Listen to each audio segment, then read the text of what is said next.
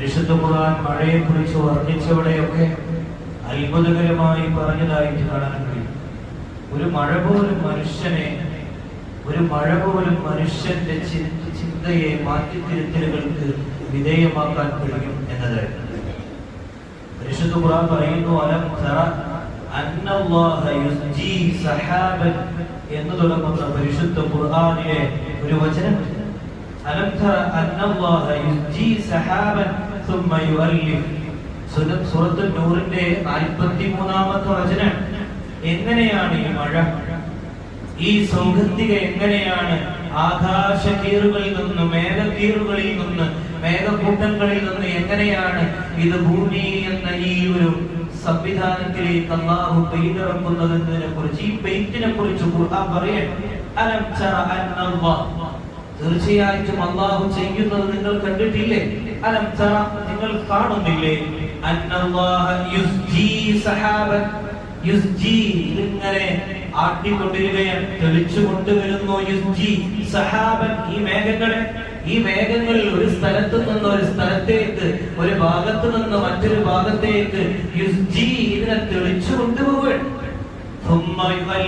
പിന്നെ അതിനെ അല്ലാഹു ഇണക്കി ചേർക്കുകയാണ്. ബൈനഹു, ഈ മേഘങ്ങൾക്കിടയിൽ, അടിയിൽ അതിനെ ഇണക്കി ചേർത്ത് വെക്കുകയാണ്.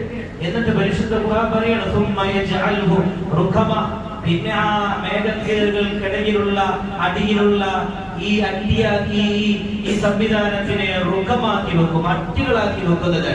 ഈ മേഘങ്ങൾക്കടിയിൽ ഇതിനെ അട്ടിയാക്കി വെച്ചതിന് ശേഷമാണ് പിന്നെയാണ് അത് മഴയായി ലോകത്തേക്ക് വർഷിക്കുന്നത്.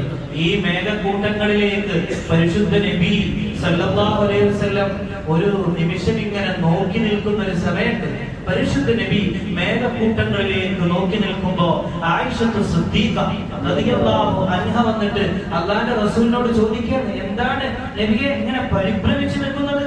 എന്തു പറ്റി യാ റസൂലല്ലാഹ്? മേഘക്കൂട്ടങ്ങളിലേക്ക് നോക്കി പരിഭ്രമിച്ച് നിൽക്കുന്നത് എന്താണ്? ആ മേഘക്കൂട്ടങ്ങളുടെ ഗൂഢമായ ആ സംവിധാനങ്ങളെ, രഹസ്യങ്ങളെ അറിയുന്ന പ്രവാചകരെ ഒന്ന് പറഞ്ഞു തരുമോ?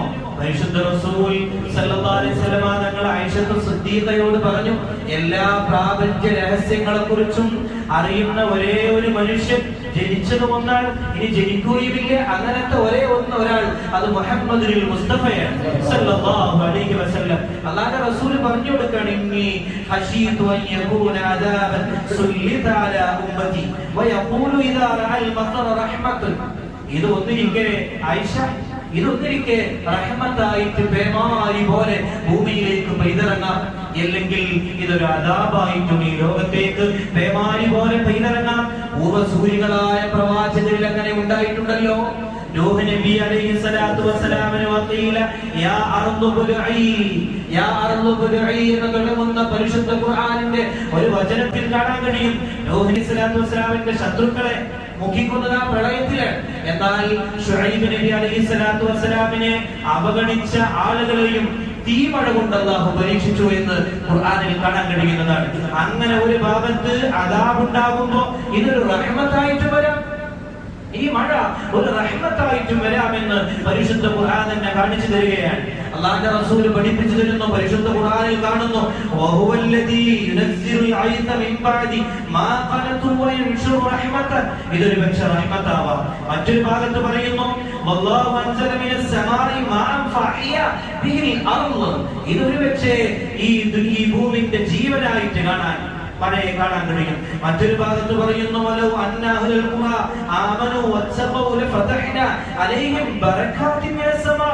ഇത് ആകാശത്തിൽ നിന്നുള്ള ഒരു ബറകത്താണ്, ബറകത്തായിട്ട്, റഹ്മത്തായിട്ട്, ജീവൻ പോലുമായിട്ട് ഈ ലോകത്തേക്ക് പേമാരി പോലെ പെയ്തിറങ്ങുന്നതാണ് മഴയെന്ന് പരിശുദ്ധ ഖുർആൻ പറയുമ്പോഴാണ് ആ പരിശുദ്ധ ഖുർആനിലെ ഒരു സൂറത്ത് ഇങ്ങനെ നമുക്ക് കാണിച്ചു തരികയാണ് മഴയുടെ അത്ഭുതത്തെ കുറിച്ചിട്ട്. പരിശുദ്ധ ഖുർആനിൽ സൂറത്തുൽ അബസിൽ കാണാൻ ഫൽയഖുലിൽ ഇൻസാനു ഇലാ തആമി.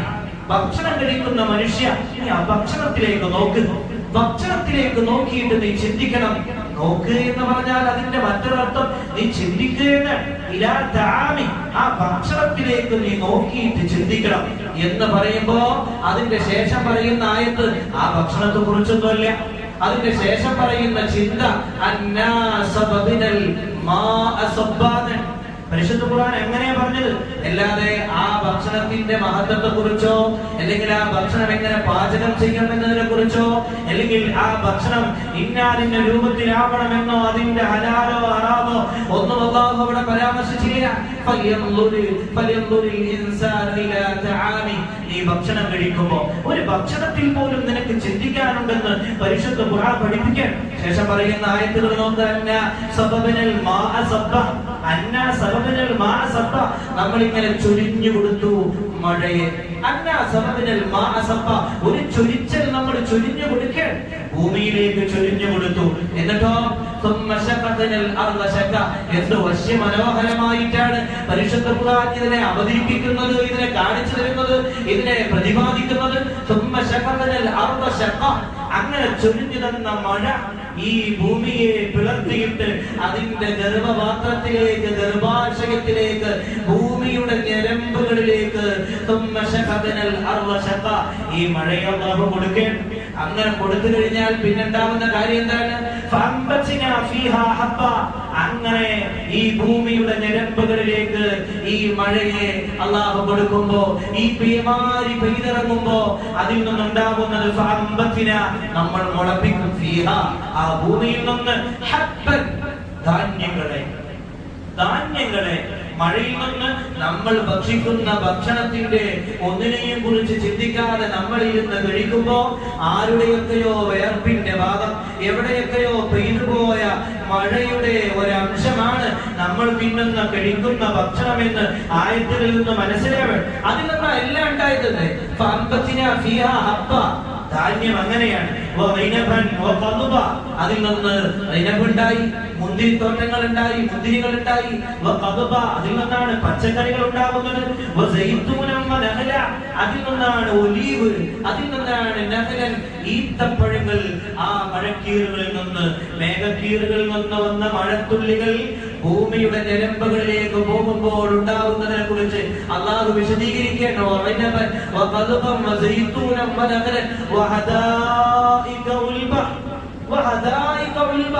നിറഞ്ഞു നിൽക്കുന്ന പഴങ്ങളും പുല്ലുകളും കാണാൻ കഴിയുന്നതാണ്. അവിടെ പുല്ലുകൾ നിറഞ്ഞു നിൽക്കുന്ന പഴങ്ങളൊക്കെ എന്തിനു വേണ്ടി? പരിശുദ്ധ ഖുർആൻ അതിനു വേണ്ടിയിട്ടാണ്. നിങ്ങൾക്കും നിങ്ങളുടെ കന്നുകാലികൾക്കും ഭക്ഷിക്കാൻ വേണ്ടിയാണ്. നിങ്ങൾക്ക് ഈ മഴയിൽ നിന്ന് കോരിച്ചൊരിയുന്ന മഴയിൽ, പേമാരി പോലെ പെയ്തിറങ്ങിയ മഴയിൽ നിന്ന് നിങ്ങൾക്ക് ഈ ഭൂമിയിൽ നിന്ന് സർവ്വതും ലഭിക്കുന്നതെന്ന് പരിശുദ്ധ ഖുർആൻ നമുക്ക് പഠിപ്പിച്ചു തരുമ്പോ ഈ മഴയെ നോക്കി നമ്മൾ പറയണം, ഇത് അല്ലാഹു തന്ന അനുഗ്രഹമാണെന്ന്. ഇതൊരു ഭാഗത്ത് വിപത്താകുമ്പോ, ഭീകര സ്ഫോടനങ്ങൾ സൃഷ്ടിക്കുമ്പോ, ഭീമത്സകരമായ അന്തരീക്ഷങ്ങൾ ഉണ്ടാക്കുമ്പോ, ഭീകരാന്തരീക്ഷ സമഹാര താണ്ഡവങ്ങൾ ആടുന്ന കാലവും ഈ മഴക്കെടുതികളെ കൊണ്ടുണ്ടായി പോയിട്ടുണ്ട്. അല്ലാഹു കാത്തിരക്ഷിക്കട്ടെ. അവിടെയാണ് പരിശുദ്ധ നബി ഇങ്ങനെ പോലും പറഞ്ഞു വെച്ചു, അങ്ങനെയുള്ള സമയങ്ങളിൽ നിങ്ങൾ ഇങ്ങനെ ദുആ ചെയ്യണേ എന്ന്. പലവിടെയും ഈ മഴ കൊണ്ട് പ്രയാസപ്പെട്ടു പോയപ്പോ അവിടെ പരിശുദ്ധ റസൂൽ പറഞ്ഞു, അല്ലാഹുമ്മ ജഅൽഹു സ്വയ്യിബൻ നാഫിഅ എന്ന് ദുആ ചെയ്യണം. ഈ മഴയെ അല്ലാഹു നാഫിയാക്കി തരട്ടെ, ഉപകാരപ്രദമാക്കി തരട്ടെ എന്ന് ദുആ ചെയ്തു പോകണമെന്ന് പോലും പറയുന്നുണ്ട്. പക്ഷേ ഇതിന്റെ അനുഗ്രഹത്തെ നമ്മൾ മനസ്സിലാക്കണം. ഇതിന്റെ അനുഗ്രഹത്തെ കൃത്യമായി മനസ്സിലാക്കിയത് കൊണ്ടാണ് പരിശുദ്ധ റസൂൽ സല്ലല്ലാഹു അലൈഹി വസല്ലം അല്ലാഹുവിന്റെ ഈ ഔദാര്യമായ മഴ ആദ്യമായിട്ട് പുതുവർഷത്തിലേക്ക് പുതുമഴ ആ ആകാശ വാനലോകത്ത് നിന്ന് താഴോട്ട് വരുമ്പോൾ പരിശുദ്ധ റസൂൽ തന്റെ മേൽമുണ്ട് മാറ്റിവെച്ച് പുതുമഴ കൊള്ളാൻ വേണ്ടി തന്റെ ശരീരത്തെ വെച്ചു കൊടുക്കാറുണ്ടായിരുന്നുവെന്ന് ആയിഷത്തു സിദ്ദീഖ, അത് സുന്നത്താണെന്ന് പോലും ചരിത്രങ്ങൾ കാണാൻ കഴിയും. പുതുമഴ കൊള്ളൽ സുന്നത്താണ് എന്ന് പരിശുദ്ധ റസൂൽ സല്ലല്ലാഹു അലൈഹി വസല്ലമ തങ്ങൾ പഠിപ്പിച്ചു തരികയാണ്. അതുകൊണ്ട് കാലത്തെ കുറ്റപ്പെടുത്തരുത്, മഴയെ അവഗണിക്കരുത്, മഴയെ ചേർത്ത് പിടിക്കേണ്ടതാണ്. മഴയുടെ ഈ മഴയിൽ നിന്ന് നമ്മൾ മനസ്സിലാക്കേണ്ട ഒരുപാട് അനുഗ്രഹങ്ങളുണ്ട്. അല്ലാഹുവിന്റെ ഔദാര്യം. ഇത് വറ്റി വരളുമ്പോഴാണ് ഇതിന്റെ വിലയെ നമ്മൾ മനസ്സിലാക്കുക.